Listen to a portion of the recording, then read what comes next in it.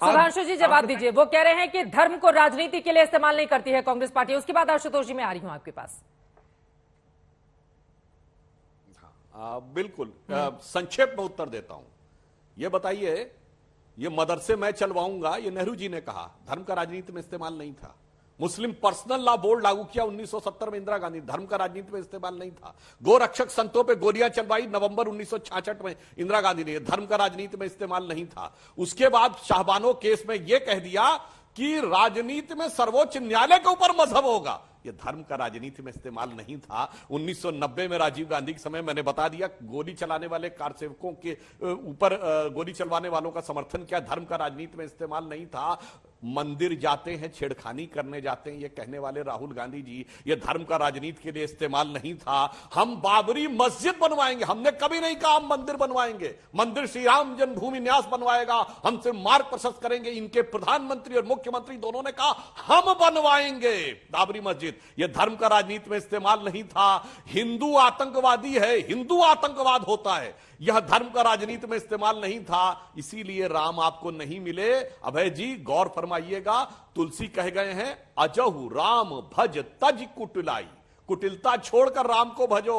अजहु राम भज तज कुटिलाई, राम भजे गति कहीं नहीं पाई। अगर कुटिलता को छोड़कर भजेंगे तो जनता आपके साथ होगी, वरना इस देश की जनता यह जानती है कि जब तुलसीदास जी को पत्र लिखा था मीराबाई ने कि मेरे सत्ता के लोग मेरे खिलाफ हैं, मगर मैं राम को ईश्वर को चुनूं या अपने परिवार को चुनूं या अपने राज्य को चुनूं, तो तुलसी ने उनको क्या लिख के दिया था? उन्होंने लिखा था जाके प्रियन राम वैदेही तजिए ताहि कोटि बैरी सम यद्यपि परम स्नेही। ठीक है, इसकी जनता ने कर दिया। हाँ। जाके प्रियन राम वैदेही, आपको छोड़ दिया जनता ने।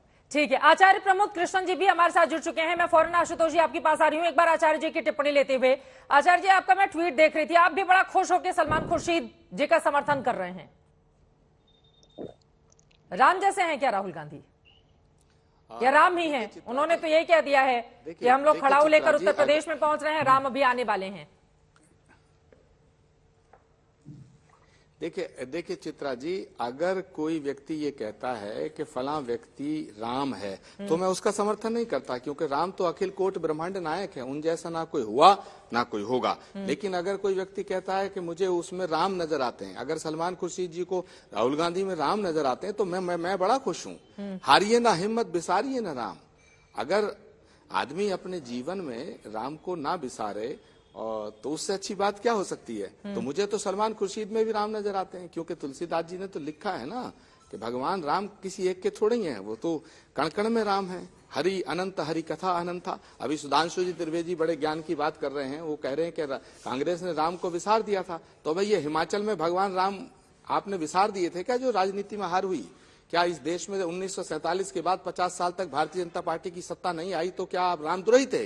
अरे राजनीति में चुनाव हारना अलग विषय है और राम से दूर होना, राम से विमुख होना ये एक अलग विषय है। मैं कहना चाहता हूं कण कण में राम है। राम के बिना भारत की कल्पना नहीं की जा सकती है। और जो राम का दर्शन हम किसी व्यक्ति में करें या किसी, हमने तो हमारे यहाँ तो शास्त्रों में कहा गया ईसावास्यमिदं सर्वम यत् किंचित जगत्याम जगत।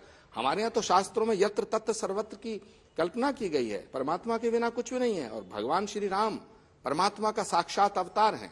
भगवान श्री राम हमारे जीवन का आधार है। नहीं की ना, वो तो सीधे के बिना साक्षात राम ही बता रहे हैं। उन्होंने जो कहा है साक्षात मैं पढ़ देती हूँ। भगवान राम की खड़ाऊ बहुत दूर तक जाती है, कभी कभी खड़ाऊ लेकर चलना पड़ता है। हमेशा भगवान राम हर जगह पहुंच नहीं सकते। उनके भाई भरत जी उनके खड़ाऊ लेकर चलते हैं। खड़ाऊ लेकर हम यूपी पहुंच गए हैं, अब राम जी भी पहुंचेंगे, ये हमारा विश्वास है। राहुल गांधी सुपर ह्यूमन है। तो ये तुलना कहाँ है? ये तो बता ही दिया गया कि यही साक्षात श्री राम है। नहीं देखिए चित्रा जी, अगर सलमान खुर्शीद जो कि एक अच्छे मुसलमान भी हैं, अच्छे स्कॉलर हैं, अच्छे इंसान हैं, अच्छे हिंदुस्तानी हैं, अगर वो राहुल गांधी में राम देख रहे हैं तो इसमें बीजेपी को दिक्कत क्या है? इसमें बीजेपी को दिक्कत नहीं होनी चाहिए, क्योंकि भगवान राम केवल भाजपा के थोड़े ही हैं। या सुधांशु जी ये मुझे आज बता दें, आज के आपके चैनल पे क्या भगवान राम सिर्फ भाजपा के हैं? क्या भगवान राम कभी भाजपा के दफ्तर आकर के उनकी सदस्यता ग्रहण कर चुके हैं? क्या भगवान राम पे केवल बीजेपी वालों का अधिकार है या भगवान राम पे सिर्फ हिंदुओं का अधिकार है? अगर भगवान राम पे सिर्फ हिंदुओं का अधिकार होता तो भगवान राम को मर्यादा हिंदू कहा जाता। भगवान राम को मर्यादा पुरुषोत्तम कहा गया है। विश्व में पुरुषों में सबसे उत्तम। भगवान राम कण कण में व्याप्त हैं, अब तो इसलिए सुधांशु कोई त्रिवेदी राजनीतिक जी, दल भगवान राम पे अपना आधिपत्य जमाने का प्रयास ना करे।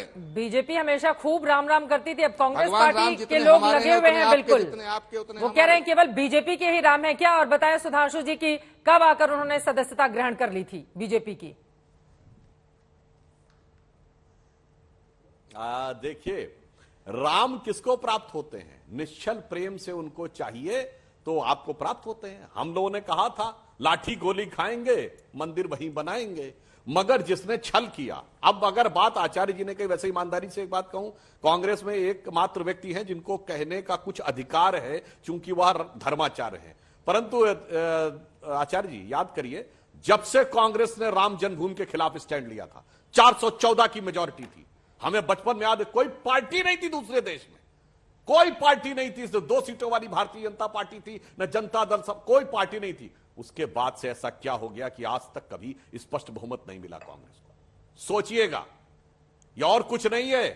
ये जो आपने कहा ना, धर्मो रक्षति रक्षिता, धर्म के साथ छल तो धर्म का दंड पड़ता है। इसीलिए मैं ये विचार दर्शकों के विवेक पर छोड़ता हूं। जिस दिन से कांग्रेस ने राम जन्मभूमि के खिलाफ स्टैंड लिया, उस 414 वाली कांग्रेस को, उससे पहले 2/3 बहुमत था इंदिरा जी के, 77 छोड़ दे, उससे पहले 2/3 बहुमत था, उससे पहले नेहरू जी के टाइम में 2 बार 2/3 बहुमत था, उसके बाद साधारण बहुमत नसीब नहीं हुआ। अगर समझिए तो यह संयोग है, और समझिए तो यह दैवीय प्रकोप है।